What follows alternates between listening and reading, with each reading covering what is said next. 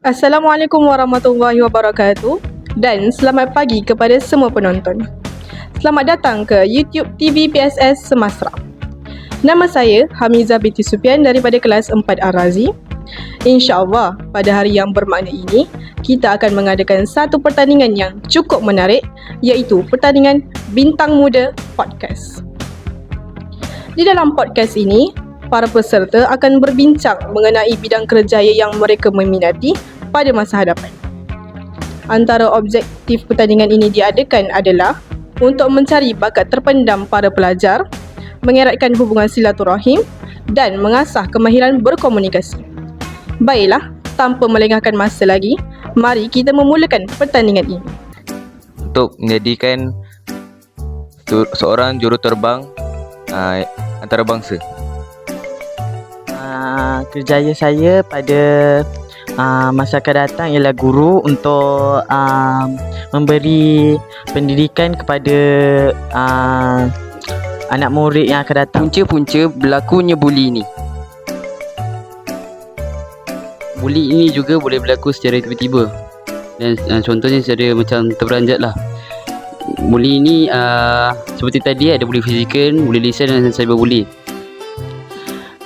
Buli ini bila saja boleh berlaku, seperti di mana-mana tempat.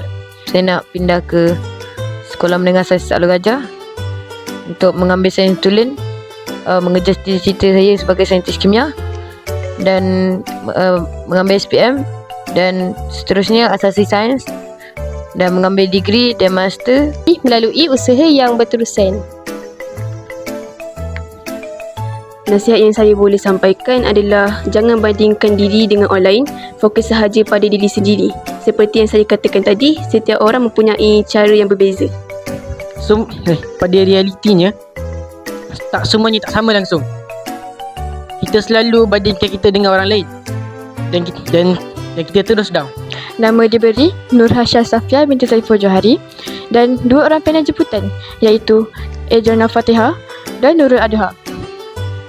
Semoga perbincangan kita pada hari ini dapat memberikan manfaat dan membuka perspektif baru kepada para pendengar. Sunggun api.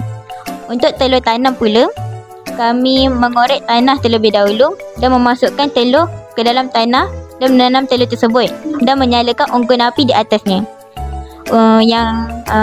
Makanan terakhir yang kami buat iaitu kentang bakar, kami hanya meletakkan kentang bakar tu di atas unggun api. Sebab sakit tikam belakang ni bukan sebab apa yang kita kena tau, tapi sebab siapa yang tikam belakang kita tu.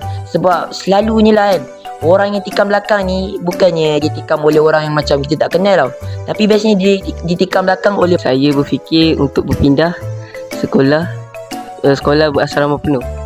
Saya ingin mengambil pakej mata pelajaran sains tulen bagi menggapai cita-cita yang saya ingin mahukan, iaitu sebagai pekerja. Dia mata dia merah lah.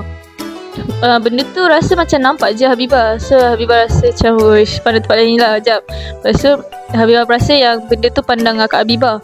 Kak Habibah duduk sebelah Habibah lah kan.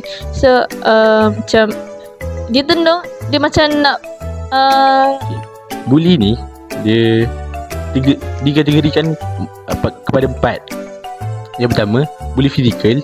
Kedua, buli lisan. Ketiga, buli bukan lisan. Dan keempat, buli cyber. Okay. Kat dalam sekolah ni patut dia ada dalam tiga kategori. Yang terakhir, aksesori smart. Aksesori smart seperti lampu pintar dan speaker pintar boleh dikawal sama ada melalui butang dan aplikasi. Dia dengan cara yang baik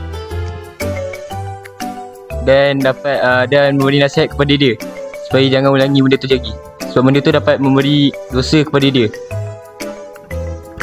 Okey, jawapan yang baik daripada Aidil. So, soalan kedua ni akan Menuntut ilmu dengan niat yang ikhlas, menjadikan usaha yang berkesan dalam ibadah yang mendekatkan diri kepada Allah. Jadi segala sebabkan curang. Jadi Peguam Syariah mengambil alih tugas ini untuk menyelesaikan kes tersebut. Tugas utamanya ialah menegakkan keadilan mengikut prinsip syariah. Apa yang dipelajari, menghargai ilmu dan menghargai juga pendidik atau cikgu-cikgu kita yang telah mengajar kita pada waktu kita sekolah menengah, waktu kita sekolah rendah dah sampailah masuk universiti. Sebab mereka, tanpa mereka, siapalah kita, betul tak? Dua. Ramai sekarang yang merasakan mereka sendiri mempunyai situasi. Hanya mereka saja. Walhal ramai lagi orang yang di luar sana mengalami situasi yang sama. Ada yang lebih teruk sampai melibatkan kes seperti kematian. Tuan telah hidup pada abad yang ke-15. Beliau juga telah menghasilkan satu simbol kekuatan dan kesetiaan pada alam Melayu. Hang Tuah juga adalah seorang pahlawan yang bijaksana dan berani menentang musuh.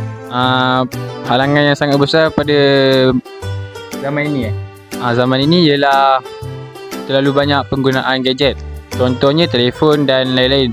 Seperti yang kita tahu, antara satu kes yang berlaku di Malaysia sekarang, ni kes lama.